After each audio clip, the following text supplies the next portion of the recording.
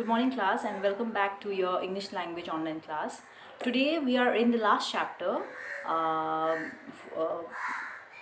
English language, and that is chapter 12, transitive and intransitive verb, page number 105. Please open it.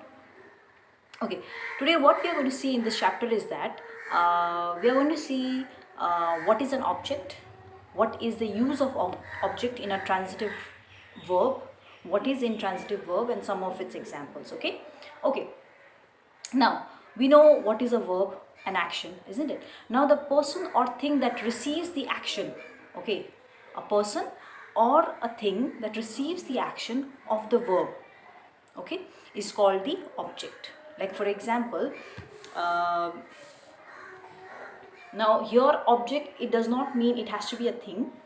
For example, I am receiving an action, okay, a person or a thing. So here I am a person and I am receiving some kind of action. So that means that I am a object.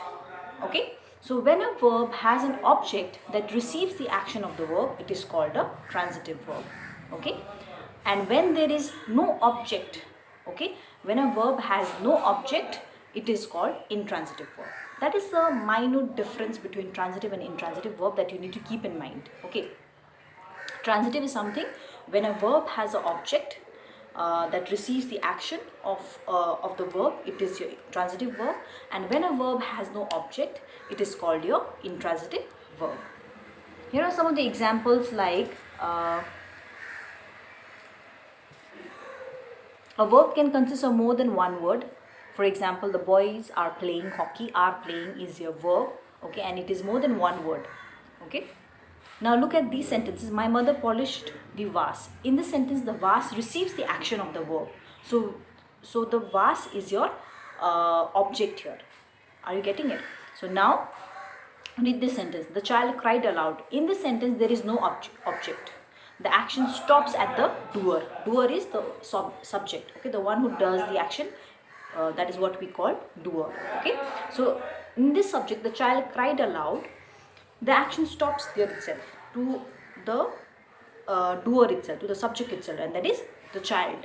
No one receives the action, isn't it? The child cried aloud, so that is the doer or the subject is doing some action. That is it. So the child is doing no harm to another person. That object is not there.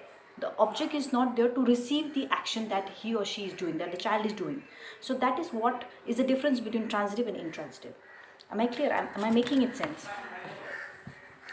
Most transitive verbs takes a single object, but some transitive verbs like give, ask, promise, tell, bring, send, teach, offer take two objects, like direct and indirect object. Okay. So these are some of the object that you need to keep in mind, which accept or take two objects. Okay, a direct object and an indirect object. Otherwise, most of the transitive verb has only single object. Like my father gave me a cycle. Here you have two because gave is there. Okay, so here there is two object, that is me and cycle. The direct object of the verb is cycle, okay, and the indirect object is to whom? Me. Okay. A noun or a pronoun that directly receives the action of the verb is called the direct object. A noun or a pronoun that receives the direct object or is affected by it is called the indirect object. Okay. Now there is also called verbs of incomplete prediction. Oh, okay, predication, yeah. So there is subject and predicate, we know that. So there is verbs of incomplete predication. Let's see this. Like read this sentence. A dog barks. A dog is a subject.